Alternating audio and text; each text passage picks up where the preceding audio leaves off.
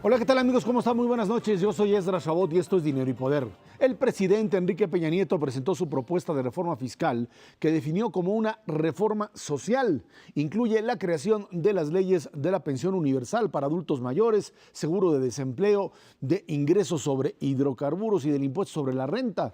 No contempla gravar con IVA alimentos y medicinas, pero sí propone cobrar el IVA en colegiaturas, en el alimento de las mascotas, un impuesto especial de $1 por cada litro consumido de bebidas azucaradas, como por supuesto los refrescos. También se busca homologar el IVA en todo el país, por lo que en la frontera norte el IVA pasaría de 11 a 16% y se eleva la tasa máxima de ISR al 32% desde el 30% actual. Se impone también el IVA en la compraventa de casas habitación y lo que se acumula esta semana. Mauricio González, Macario Esquetino. Buenas noches. Ahora sí Buenas que noches, llegó la reforma fiscal como una reforma en donde pues la discusión que habíamos platicado hace una semana o 2 semanas, que decíamos, bueno, es gravar al que más gaste o al que más gane. Y aquí se fueron, hay que gravar al que más gane y además meterle impuestos adicionales a aquellos que no pagaban, que tenían alguna, digamos, exención como tal, algún privilegio. Y bueno, pues como no se aplican impuestos generales, entonces hay que ir parte por parte y esta es la guerra de los que terminan siendo afectados por la reforma, Macario. Bueno, sí, yo creo que es una reforma muy grande y hay que irla analizando por cachitos, porque si no, no va a estar fácil. Está la parte social, es decir, se crean 2 cosas nuevas, que es la pensión universal y el seguro de desempleo, es una cosa. Luego se modifica por completo la idea del impuesto sobre la renta, desapareciendo los 2 impuestos que se habían establecido hace unos años, el impuesto a depósitos en efectivo y el IETU, que eran instrumentos de control, uno para que la gente pagara y el otro para ir encontrando a los que nunca se han registrado. Esos desaparecen y la ley de impuesto sobre la renta se modifica por completo. Y adicionalmente hay modificaciones en varias leyes. Se crea la de hidrocarburos, que es muy importante por la forma como se debe asociar a la potencial reforma energética. Hay modificaciones en federalismo fiscal que tienen que ver con presionar a estados o darles premios para que cobren predial adecuadamente. Y también se modifica cómo se va a distribuir el dinero en educación y en salud, que ahora ya no se va a distribuir, sino que el gobierno federal lo va a administrar, en parte, digamos, para evitar problemas con las discusiones con los maestros en materia educativa y para evitar que desaparezca el dinero de medicinas en el caso de salud. Yo creo que esencialmente es eso. Entonces, esto es en esencia lo que tenemos. Hay modificaciones muy importantes en IVA y modificaciones muy importantes en ISR, que son las que pues han llamado más la atención, pero yo creo que todavía ni siquiera las hemos discutido todas, ¿no? A ver, Mauricio, en el caso del impuesto sobre la renta, la propuesta dice elevar hasta el 32% el impuesto máximo, quitar un montón de exenciones, quitan el IETU, que era, digamos, el impuesto a partir del cual todo el mundo pagaba eso, si es que no pagaba ISR. Ahora se le ponen tapones, pero al hacer esto se afecta a distintos sectores que comienzan a brincar. Yo creo que en el impuesto sobre la renta, lo que hay que tener muy claro es la distinción entre personas físicas y personas morales, o sea, empresas. Déjame comenzar con las personas físicas. En las personas físicas, efectivamente, se hace más progresivo el sistema. Progresivo quiere decir que el que gana más pague proporcionalmente más y se eleva la tasa de impuestos sobre la renta del 30%, que era la tasa máxima, al 32%. ¿Okay? Es un incremento moderado, pero a fin de cuentas es un incremento y ese 32% empezará a aplicar por encima de los que ganen 500,000 pesos al año. Ojo, no quiere decir que de 500,000 pesos que ganan al año van a pagar 32%. El que quiera más detalles, léase por favor el artículo de Macario Esquetino del Universal de ayer, ¿ok? Pero no entremos en esos detalles ahorita, ¿ok? El impuesto sobre la renta a las personas morales, esa es otra historia, porque ahí o sea, lo que sucede... personas morales o empresas, discúlpame. Sí. Ahí la historia es la siguiente, ahí en lugar de subir tasas, más bien lo que le quitaron son las exenciones, o sea, los gastos que estaban exentos de impuestos o algunos tratamientos preferenciales, ¿no? O sea, eso es más o menos lo que hicieron, es una serie de medidas muy específicas, creo que no vale la pena detallarlas. Lo que sí sí vale la pena es ver el resultado, porque mira, bueno, y al mismo tiempo quitaron el IETU. El IETU era un impuesto de control para los sectores que tenían un tratamiento fiscal preferencial, como cuáles, como el agropecuario y el autotransporte. Entonces, esos sectores no pagaban ISR con la misma regla de todas las empresas, sino pagaban diferente. Cuando ahora les aplican la misma regla a todas las empresas, el IETU ya no es necesario. Pero ¿qué sucede en los números? En los números sucede una cosa muy curiosa. La propia Secretaría de Hacienda, y son números de Hacienda, espera recaudar 0,7 de punto porcentual de PIB más por el impuesto sobre la renta, por quitar las exenciones en ISR empresarial, pero pierde recaudación de 0,7 en el IETU. Entonces, ¿qué sucede?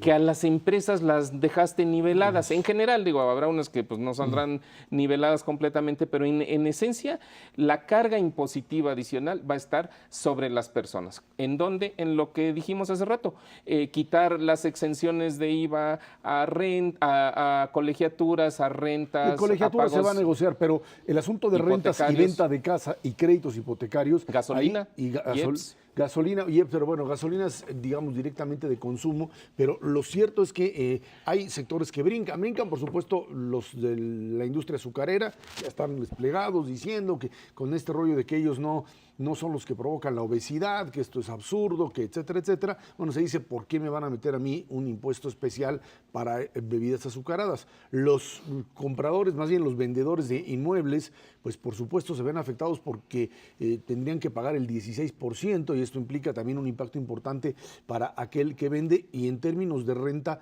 pues igual. Aquí el problema es si eso puede funcionar o si estaremos con medidas como estas armado un mercado negro. Quizá en venta va a estar más difícil, pero en renta sí, ¿no? Sí, de hecho, tenemos problemas de evasión muy grandes en México. Esa es la razón por la cual no se recauda lo suficiente, en buena medida. Además, nuestras tasas no son tan altas como si compara uno con el resto del mundo, sobre todo con los países civilizados. Pero aún con eso tenemos una evasión muy grande. Los dos sectores que más evaden en México son la renta de inmuebles, precisamente, y los profesionistas liberales, es decir, sobre todo médicos, pero también contadores, abogados y demás, que no dan recibo. Entonces, ¿qué se hace con lo que se está modificando? Bueno, pues como ahora quieres cobrar IVA por el arrendamiento, para todo el mundo va a ser mejor que no haya recibo. Y entonces tu evasión, que según entiendo era de 85 y había bajado tantito, pues ahora se va a ir al 100%, ¿no? O sea, nadie va a querer hacer eso y vas a perder ahí. Y en el otro lado también pierdes, como se pone un límite a las deducciones que pueden hacer las personas físicas, entonces uno ya no puede meter ahí muchas cosas. Solo puedes deducir hasta 47,000 pesos al año. Máximo o el 10% de tu ingreso, lo que sea menor de esas dos cosas. Ajá, okay. Entonces, si tú tienes un seguro de gastos médicos y querías meter las colegiaturas de tus hijos y además los recibos del médico y demás, pues a lo mejor ya supera el 10% de tu ingreso, los 47,000 pesos ya no vale la pena, y entonces la gente va a dejar de pedirle recibo al doctor. Y entonces, si ellos eran los que más evadían, pues ahora va a ser peor. Entonces, son medidas que, aunque yo entiendo la lógica de hacer igual la recaudación con todos, pueden tener efectos contraproducentes. Dicen los señores del SAT que ellos de cualquier manera van a poder fiscalizar mucho mejor porque ya tienen sistemas muy buenos, pero bueno, pues a ver si es cierto, ¿no? Ahora, déjame regresar esto del IVA porque yo creo que ahí se hicieron algunas cuentas alegres. El propósito de la reforma hacendaria en realidad la tenemos que ver de manera conjunta con los cambios de seguridad social, van de la mano. Sí, claro. Entonces, en cierta medida ayuda a verlos juntos. Entonces, el gobierno dice, mira, vamos a financiar un sistema de pensiones y un sistema de seguro de desempleo, cobrando un poco más de impuestos y endeudándonos porque no alcanza, Sí. ¿ok? Pero déjame, ¿a qué voy? Y tratemos de afectar, para elevar al bienestar, pues quiere decir que no le deberías de cobrar demasiados impuestos a los estratos de ingresos más bajos. Y lo que sucede es que en el caso de haber eliminado las exenciones de IVA, por ejemplo, en pagos de renta o por ejemplo en colegiaturas o por ejemplo en pagos de hipoteca, no tomaron bien en cuenta lo siguiente, y te doy unas cifras que, por cierto, me envió nuestro amigo Ernesto Cervera, y creo que son datos muy interesantes. Mira, en el decil más bajo de población, o sea, cada decil son 3 millones de hogares, ese decil en promedio tiene ingresos de 2.500 pesos al mes. Son los El de 10% ingreso más pobre. bajo en nuestro país. Ahí hay muchos hogares que no pagan renta, que no pagan colegiatura, pero los que sí lo hacen, los que hacen un enorme sacrificio de enviar, por ejemplo, a sus hijos a la escuela, se gastan 365 pesos en promedio por mandarlos a una escuela privada. Sobre 2.500 pesos de ingreso que reciben al mes es el 14%, Esra. Pagan 34% de su ingreso los que sí pagan arrendamiento en una renta de casa o 22% los que tienen un pago de hipotecario. Entonces ahí se puede estar perjudicando a los que no querías perjudicar, que es a la clase de menores ingresos, precisamente con este esquema de exenciones. Ahí seguramente este asunto, PRI, PAN, PRD dicen abiertamente no va a pasar, es parte de una moneda de cambio. No la van a pasar. Pero entonces, ¿dónde van a recaudar el gobierno ¿a para quién proporcionar le el seguro de desempleo? El seguro de desempleo dicen que lo van a financiar con lo que estamos pagando actualmente los que estamos en el seguro social, porque estamos pagando un 5% de nuestro sueldo, se va a una cuenta de Infonavit. Esa ya no se necesita, dicen, porque Infonavit está bastante bien ahorita en sus cuentas y demás, y entonces de esos 5 puntos van a usar 3 para el seguro de desempleo, y que ya hicieron cuentas y con eso alcanza. Entonces ese nos lo contamos. El de pensión universal es el que hay que financiar con nuevos impuestos. Según el señor Aristóteles del SAT, la recaudación nueva va a ser de 240,000 millones de pesos, que alcanza perfectamente para financiar la pensión universal el año que entra, puede que 2 años más, pero no mucho más que eso, según yo. Y el problema es que al hacer eso, pues ya no te alcanzó dinero para impulsar la economía o para hacer infraestructura y demás, y esa es la razón por la cual están proponiendo un déficit grandote para el año que entra. Es decir, como no les alcanza con la reforma fiscal para hacer lo que tendrían que haber hecho, entonces dicen, bueno, vamos a tener un déficit adicional. Y dicen, pues va a ser de 1,5% del PIB. Sí, nada más que a ese 1,5% del PIB hay que sumarle la inversión de Pemex, que no lo estamos contabilizando, y entonces se nos va el déficit a 4 puntos del PIB. Cualquier déficit fiscal de más de 3 puntos del PIB es para preocuparse, por varias razones. Una es porque ya es más difícil de financiar, pero lo otro es porque una vez que el déficit es 4, al año siguiente ya va a ser 5, y luego va a ser 8, y ya de ahí no paramos. Eso ya nos pasó varias veces. Y nos echamos 20 años resolviendo el asunto y estableciendo un sistema sólido fiscal que podría estar en riesgo con estas brillantes ideas. Yo entiendo por qué lo hacen. Sí está claro en el gasto presupuestal que están proponiendo que ese dinero va a ir a Secretaría de Comunicaciones y Transportes y SEDATU, es decir, infraestructura y vivienda, pero pues la gente se acostumbra al gasto y luego bajarlo es bien difícil. Pero déjame nada más comentar un poco sobre este punto, porque efectivamente nos hemos tardado como país 20 años en poner en orden las finanzas públicas. No digo que se estén desordenando de manera transparente, el secretario de Hacienda dice es un déficit transitorio, pero ¿de qué depende que sea transitorio?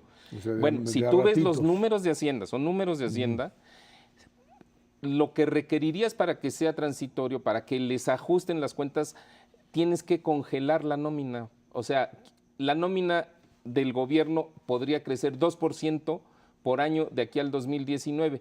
Vamos a suponer que con el aumento de sueldos que te crece 1%. Es básicamente congelar la contratación de aquí a los próximos 6 años, lo que está difícil. Y otro punto muy rápido. Tendrías que aumentar la producción de petróleo crudo de 2.5 millones de barriles diarios a 3.1 millones de barriles diarios en 5 años. Y eso yo creo que físicamente no es posible. Entonces no va a ser transitorio. O que aumenten otros impuestos, que el año que entra digan otra señores, reforma. Nada más el IVA en alimentos y medicinas. Exacto, por eso a mí sí me parece que esta reforma tiene varias cosas que son positivas. Una muy importante es que cambias el impuesto sobre la renta para hacer una ley más decente que todas las porquerías que veníamos arrastrando. Eso a mí me parece bien. No se hizo el IVA en alimentos y medicinas porque en este momento tienes un montón de reformas que te están generando un montón de grupos que se están peleando contigo. Si a eso le sumas alimentos y medicinas no te la acabas. Pero eso no significa que el año que entra no lo puedas hacer o en 2 años perdóname. ¿Sí? Nosotros tenemos encuestas que hemos medido desde el 2001 y la más reciente hace un mes, que dicen que el 90% de los mexicanos se resisten al IVA en medicinas y alimentos. ¿Y tú crees que vas a meter el IVA estando más próximo a las elecciones intermedias del 2015? No, después de las elecciones. Después de las elecciones de 2015 lo puede hacer por varias razones. Una muy importante es, estás metiendo pensión universal y seguro de desempleo. Y entonces puedes decirle a esa población a la cual le vas a cobrar impuestos, mira más, ya te di pensión. y ahora te voy a cobrar impuestos. Yo pienso que es más fácil que hacerlo ahorita cuando no le has dado nada. No, yo no digo que lo hubieran hecho ahorita. Yo creo que no lo van a hacer. Va a ser más fácil, no sé si lo van a hacer. Ahora, lo que queda claro es que como no se planteó este esquema general y se está pues dañando en el ingreso a grupos particulares, las resistencias son fuertes y serán fuertes, y veremos en el Congreso esta pelea incluso de los distintos lobbies del sector de autotransporte, de los vivienderos, etcétera, etcétera, cada quien diciendo yo no quiero pagar. Sí, no, nadie quiere pagar, nomás que quieren servicios y quieren que esto funcione y quieren seguridad y quieren educación buena, ya no quieren a la gente, bueno, pues decídanse. Vámonos a una pausa y de regreso platicamos todavía de este asunto de reforma hacendaria y también de la reforma educativa aprobada y las resistencias de la coordinadora. Esto es Dinero y Poder. El presidente Enrique Peña Nieto promulgó las leyes secundarias de la reforma educativa que ayer fueron publicadas en el Diario Oficial de la Federación y hoy entran en vigor.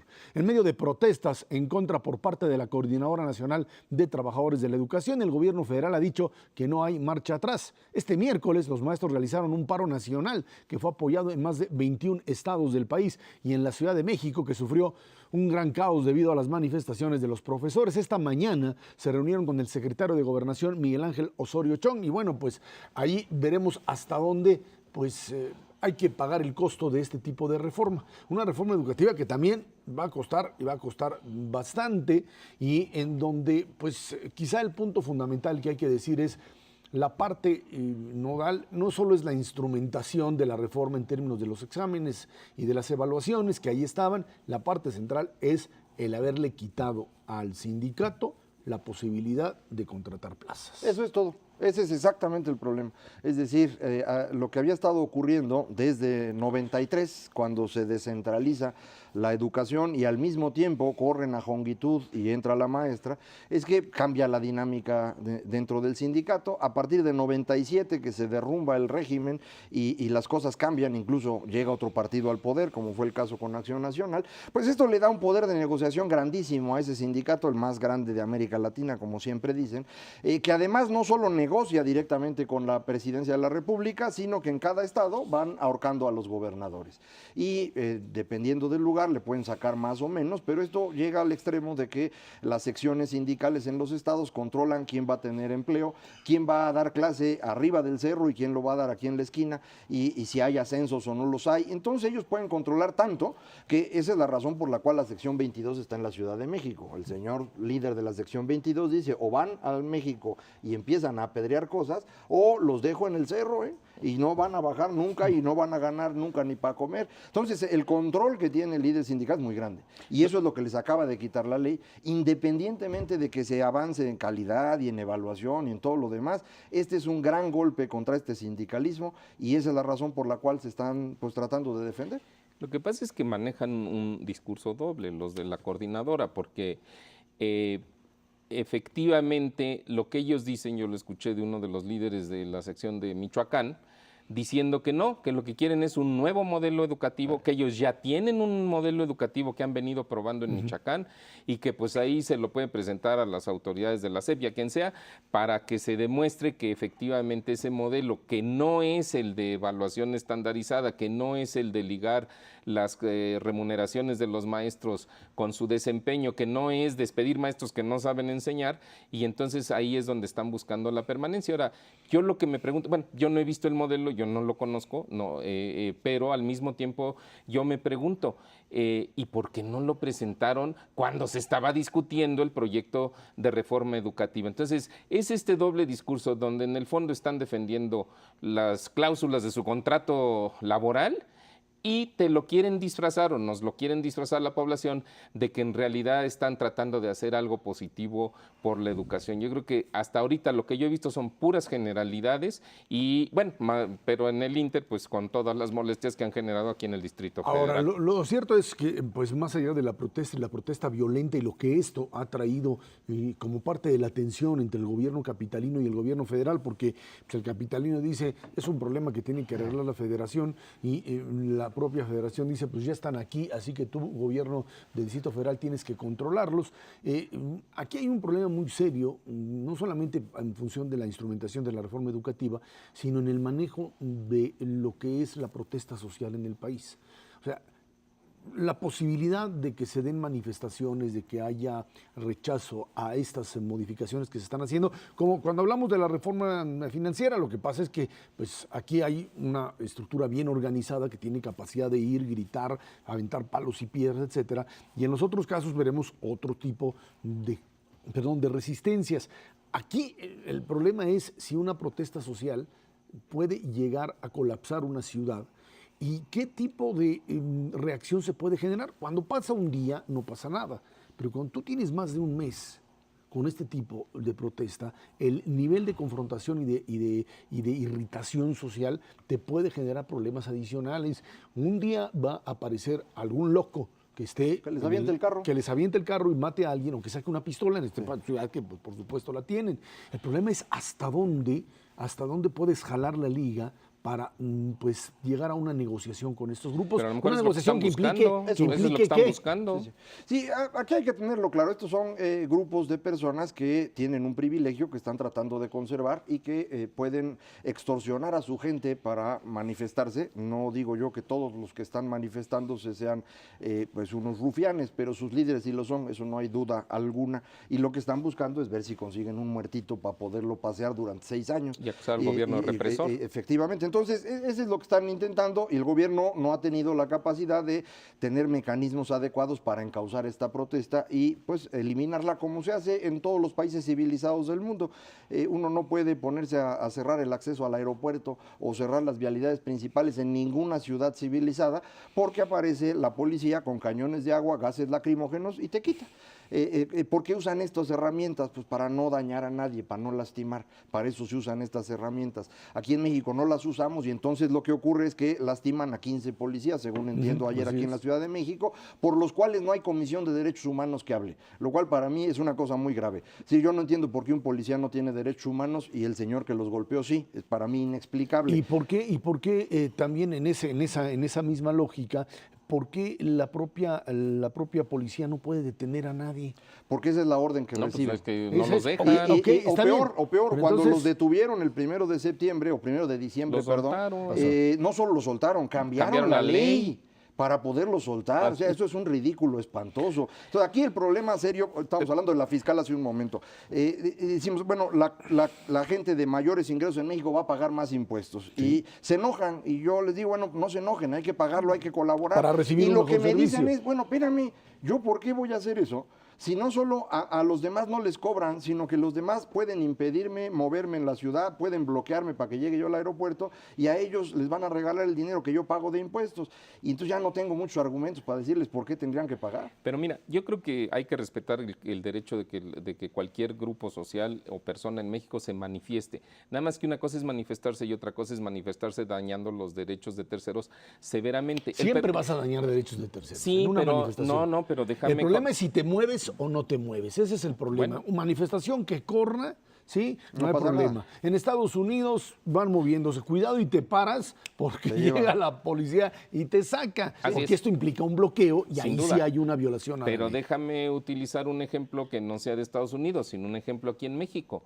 Un ejemplo aquí en México, por ejemplo, también ayer o antier en el caso de Campeche. Porque lo que hizo la CENTE, ¿qué es lo que está haciendo la CENTE?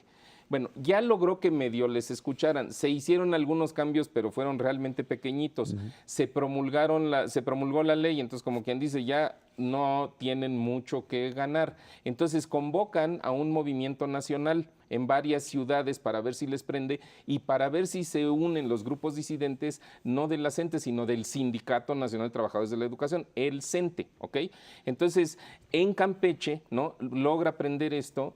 Se tratan de ir creo que fue sobre el Palacio de Gobierno, ¿no? Para acercarlos. Es lo mismo que nos hicieron aquí con el aeropuerto en el DF, nada más que ahí sí llegó la policía y sí los dispersó, sí, ¿no? Entonces, ese es el punto. El punto es que aquí en México, en la Ciudad de México, hemos sido tremendamente laxos, hacernos de la vista gorda, y el problema es que no te puedes hacer de la vista gorda porque con grupos como este te sale el tiro por la culata. Es que es un problema que está ligado a la memoria que se queda ahí y parada de lo que era el régimen de un solo partido, el régimen de la represión del 68 y del 71. Y en esa lógica de atarse a ese pasado, entonces aquí no hay que simple y sencillamente detener a nadie que esté en posibilidad de manifestarse por cualquier causa que sea lo suficientemente pues, adecuada como para atraer a desde 20 hasta 100, a 50 o a 5,000 o a 12,000 y no los puedes tocar porque eso es considerada represión.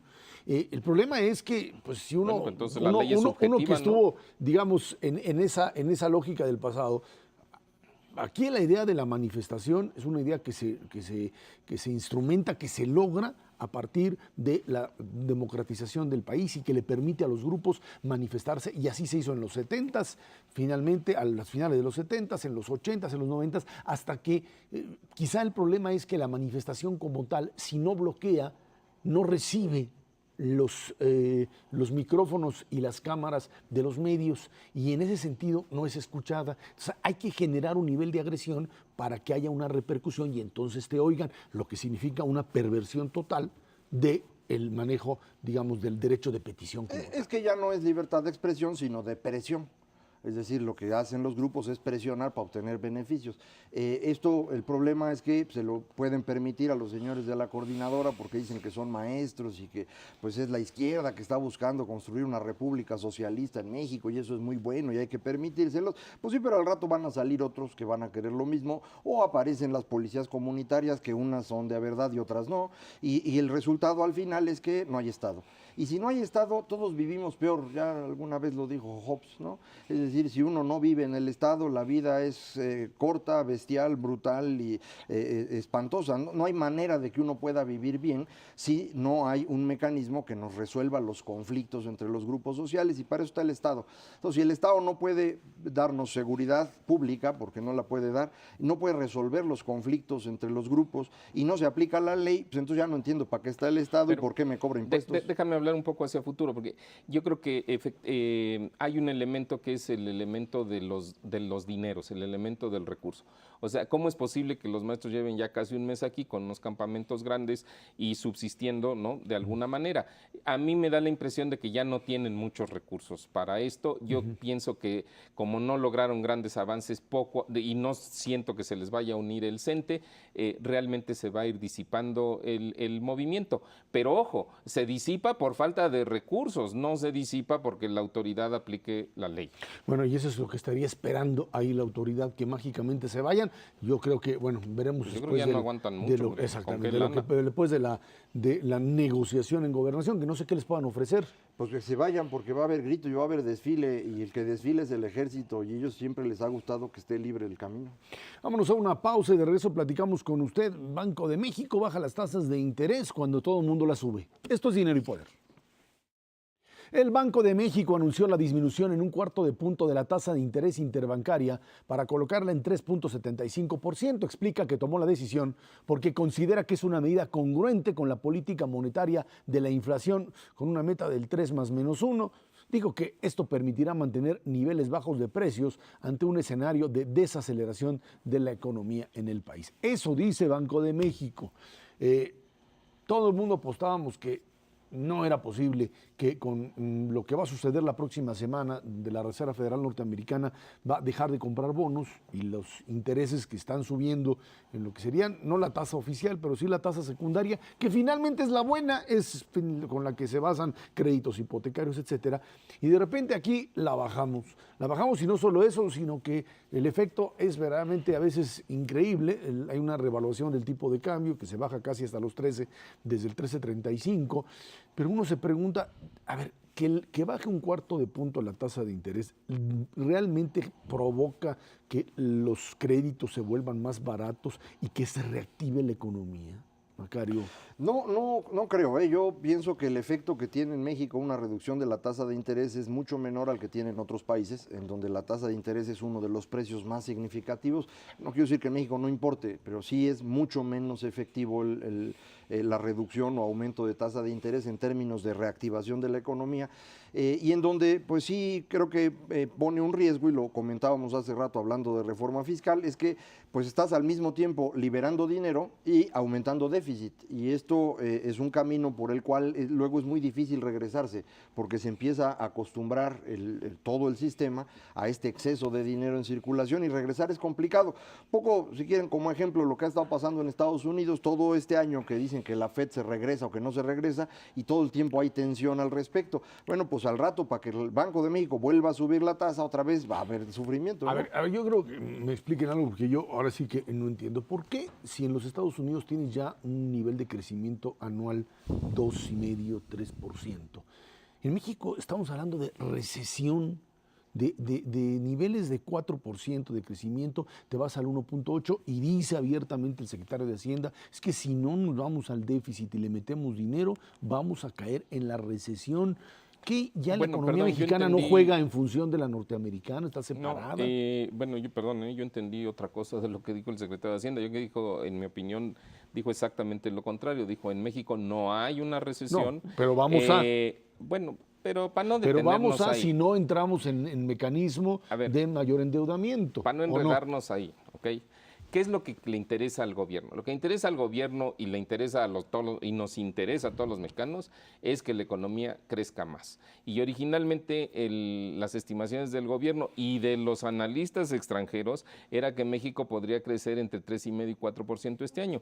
Y hoy en día hemos tenido que ajustar las estimaciones y estamos entre 1 y 1,8%, entre 1 y 2%, ¿ok? Entonces es la mitad de lo que se tenía pensado o menos, y eso le preocupa al gobierno porque no se está generando el empleo y porque, bueno, pues cuando hay malestar económico, eventualmente eso se refleja en resultados electorales y en presiones políticas. Entonces, eso es lo que el secretario de Hacienda está intentando hacer. Por eso la reforma hacendaria en realidad es muchas cosas. Nos la han querido presentar como una reforma de seguridad social. Sí, pero se nos olvida que también le metieron un componente de aceleramiento económico, que le llama. Y aceleramiento económico quiere decir que el gobierno gaste más el año entrante, no solamente en la pensión y en el seguro de desempleo, sino en la inversión pública, en la obra pública. La construcción está caída, se ha caído 6% en los primeros 7 meses de este año, está en la lona. ¿Y por qué está en la lona? Porque el gobierno no ha gastado lo que debe en obra pública y porque quisieron cambiar el modelo de desarrollo urbano y se detuvo la construcción de vivienda. Y el gobierno no, eso lo propició en parte el gobierno, no totalmente, pero en parte sí, y ahora ya no saben cómo componerlo, ¿ok?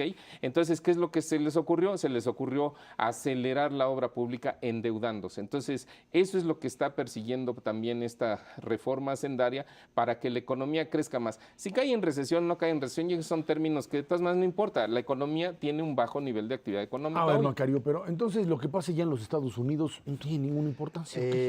No, hay una parte de la economía que jala a Estados Unidos y hay otra parte que se impulsa por mercado interno. Y esta parte de mercado interno desde agosto del año pasado se empezó a parar porque el gobierno que se iba ya había perdido las elecciones en julio, entonces tenía 4 meses para cerrar cuentas y dejar todo más o menos en orden, dejó de gastar. Llega el nuevo gobierno y no empezó a gastar, sino lo que hace es cambiar las reglas en vivienda, como decía Mauricio, y entonces vivienda se queda atorado. No es únicamente que dejaron de producir, sino que las empresas grandotas están prácticamente quebradas en este momento y reactivar la vivienda no va a ser sencillo. No hay gasto en infraestructura, entonces en mi opinión el mal comportamiento económico de este año yo prácticamente se lo endosaría por completo al gobierno. Sí, es cierto que Estados Unidos no crece mucho, pero nosotros sí seguimos vendiendo. Sí, yo venía revisando ahorita los autos y estamos vendiendo, vendiendo más. Es que el asunto es esto, México nada más tiene ingresos netos de dólares en 3 cosas, en petróleo, en autos y en exportación de material eléctrico. En la crisis de 2009 dejamos de exportar material eléctrico. Entonces ya nada más tenemos 2 ingresos, autos y petróleo. Petróleo no crece, por lo que ya sabemos, y autos, aunque sigue creciendo, ya no tiene este jalón tan grande como para sostener a la economía. No, perdón, Di que no. Pero a ver, yo creo que ahora sí que lo que Macario quiso decir es... Si ya nos interpreta a los dos. Es una exportación neta. Sí. Y él se está refiriendo a eso. Sí. Y otra cosa es que tengamos ingreso del exterior por concepto de exportaciones. Ahí tenemos muchísimos muchísimas rubros. cosas. Sí, sí. O sea, pero importamos más en esos rubros. Sí, pero eso no importa. Para efectos del crecimiento, en la medida en la que se aceleren las exportaciones, contribuyen por sí mismas a generar crecimiento. Si no y eso ya es lo que está empezando a suceder de manera muy pequeña. O sea, las exportaciones no petroleras distintas de las automotrices ya tuvieron un crecimiento del orden de creo que 5 o 6% en los datos que se acaban de publicar hace un par de días. Eso es ya el reflejo del efecto de que la economía de los Estados Unidos nos empieza a jalar. Lo que está sucediendo, y eso sí todavía no hay una explicación clara del fenómeno, es que en esta ocasión el jalón que nos da Estados Unidos ha sido mucho más tardado y mucho menos fuerte. Y eso no se sabe bien todavía a qué obedece, pero el problema es que parece que así va a continuar. Y eso también es lo que debe de haber inspirado al gobierno para acelerar el gasto. Estados Unidos jala menos a México porque buena parte del movimiento de la industria de ese país ya no está tan directamente relacionado con nosotros.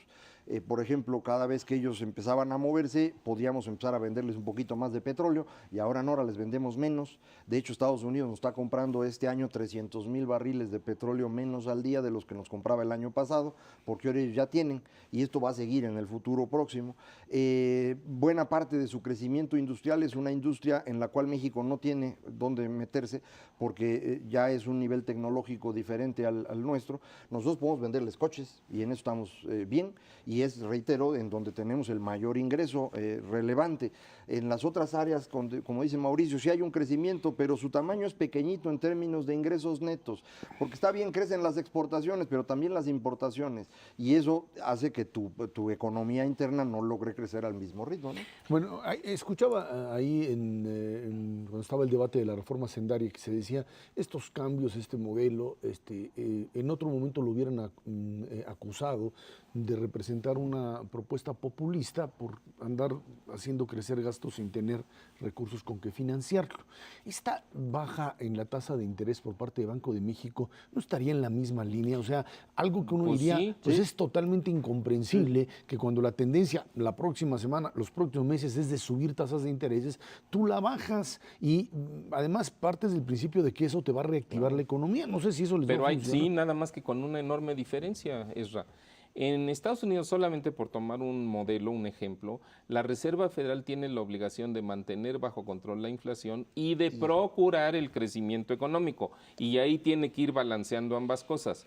El artículo segundo de la ley del Banco de México, cuando se le dio la autonomía al Banco de México por ahí del año 95, clarísimamente dice que el objetivo del Banco de México y la función del Banco de México es mantener bajo control la inflación y propiciar el sano desarrollo del sistema financiero. No dice en absoluto que deba de propiciar el crecimiento económico. Podemos o no estar de acuerdo, eso es, ¿no? Eso Pero sí, eso dice así la es, ley. pero eso dice la ley. Si el Banco de México, ¿y qué es lo que hizo el Banco de México al bajar la tasa de interés?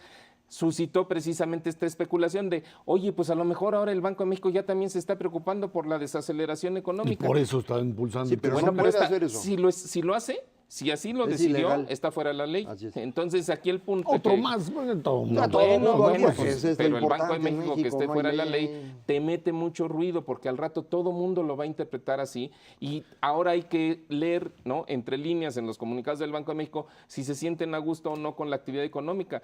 Precisamente por eso yo creo que fue una medida precipitada el bajar la tasa de interés, porque es totalmente incongruente con el mandato de Banxico. ¿Y qué tal si dentro de unas 2, 3 semanas le vuelven a bajar otro cuartito de punto, no?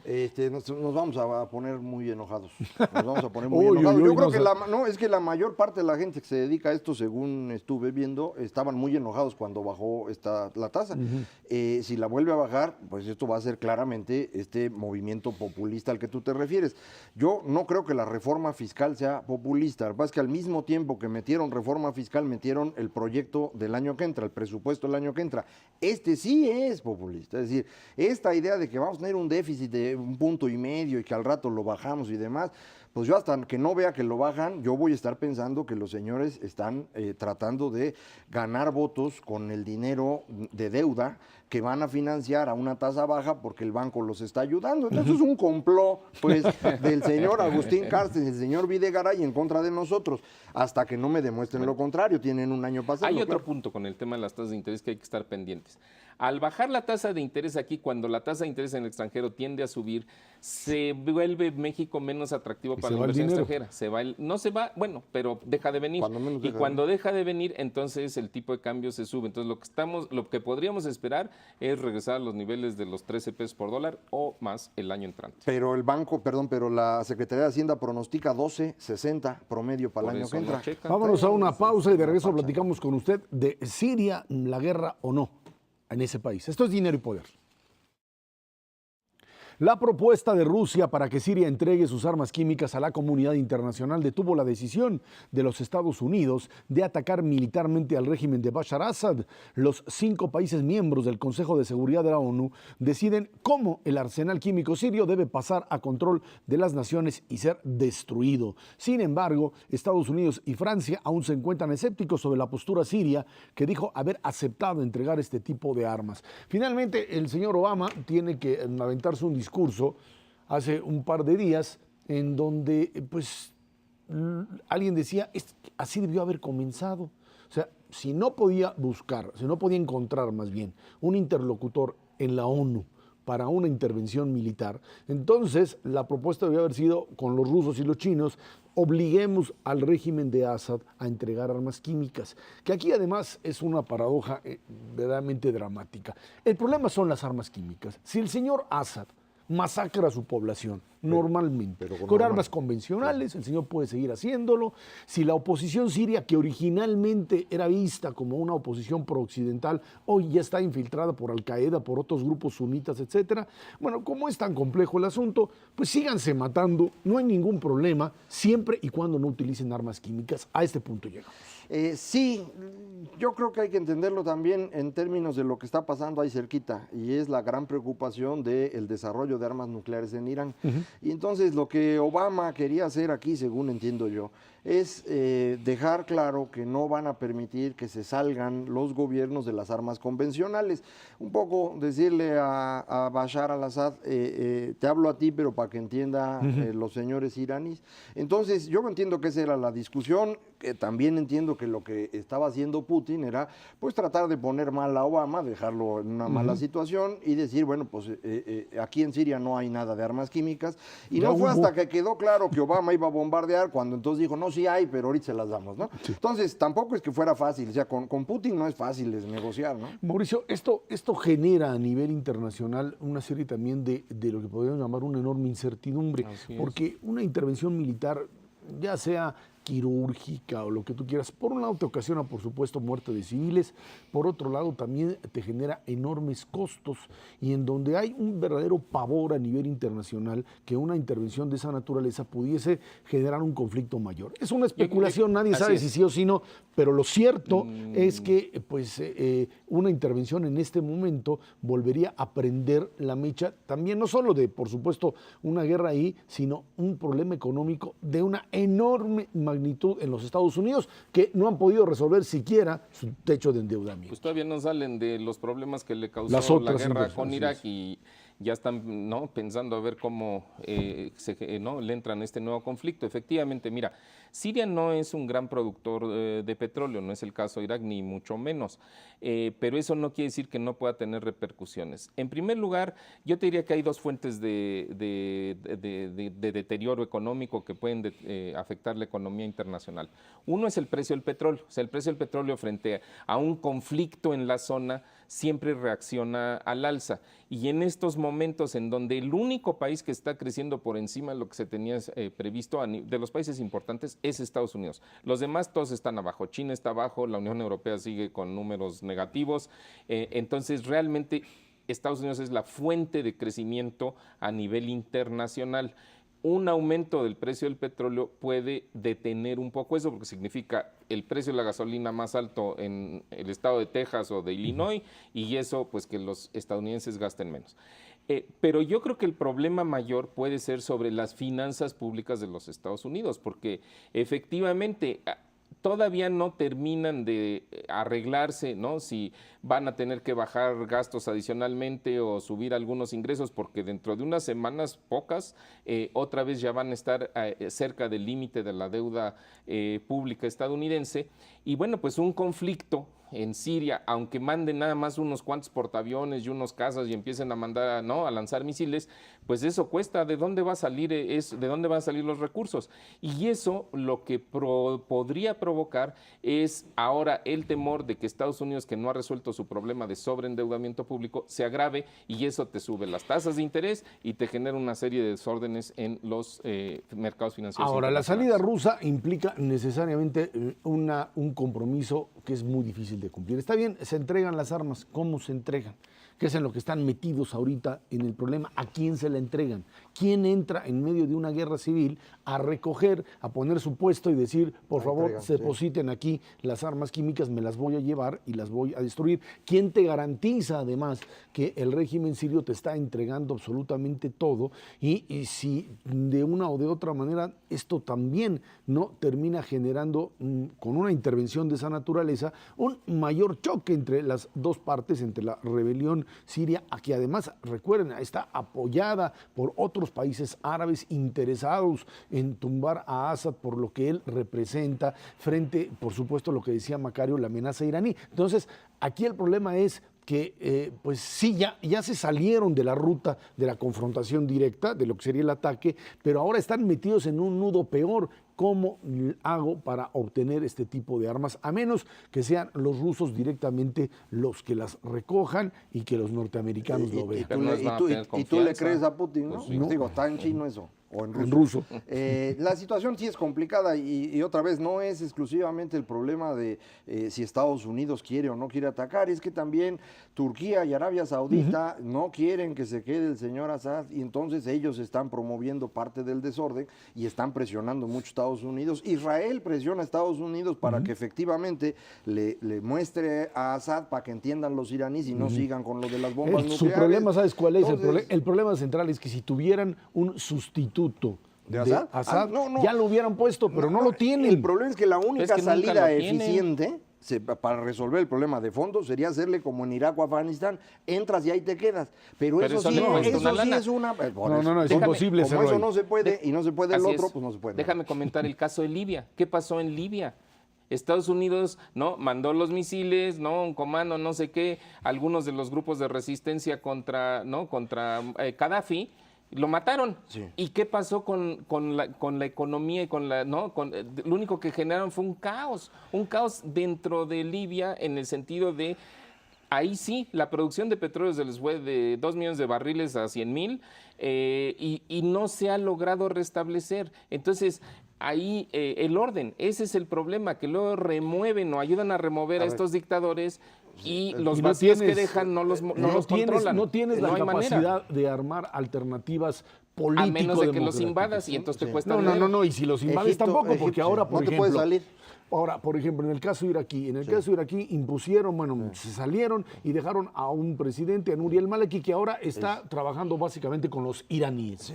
O sea, en una locura realmente, porque simple y sencillamente la estrategia occidental hacia el Medio Oriente sigue basándose en estándares occidentales, pensando que se piensa de la misma manera en ese lugar. Allá es otro modelo. Otro totalmente puntito, muy distinto. brevemente, otro puntito nada más con el tema de los sirios, ¿no? Hay un dicho que dice, el enemigo de tu enemigo es tu amigo. Sí, nada más que aquí ya no sabes quién es el enemigo de quién. No, sí, hay uno de los enemigos de Assad es Al-Qaeda, que resulta que ese sí no puede ser tu amigo porque tienes el antecedente del 11 de septiembre. Y si Al-Qaeda toma el poder en Siria. Pero no nada más son ellos, es muy complicado. Es decir, por ejemplo, en Egipto, ¿no? Fue el señor Mubarak porque era muy mala persona.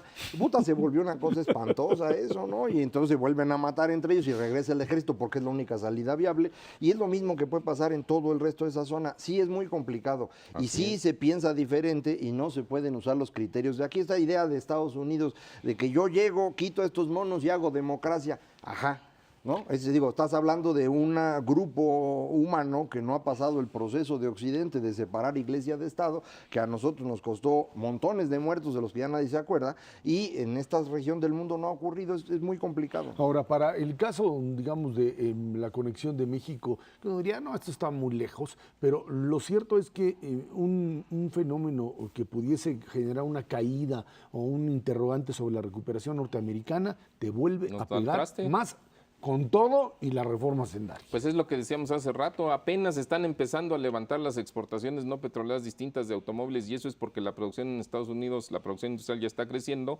Si se llega a frenar, pues agárrate, ¿no? La resbaladilla, pues van a tener que aumentar más el gasto público. Pero es la ventaja de que vamos a tener un déficit grandote y la tasa de interés baja, entonces la A ver, economía va a crecer, everybody yo happy. espero que esa parte sí sea una parte que quizá en otro momento alguien decía, bueno, es que esto parece Echeverría con el gasto. Todavía no, todavía no, pero para allá vamos. Pero tienes un modelo democrático distinto que te permite poner altos y decir, aquí no puedes hacer eso, cuidado, no es el mismo modelo de toma de decisiones que tenías hace A ver, 40, te voy a dar 50 una años. cifra muy rápida.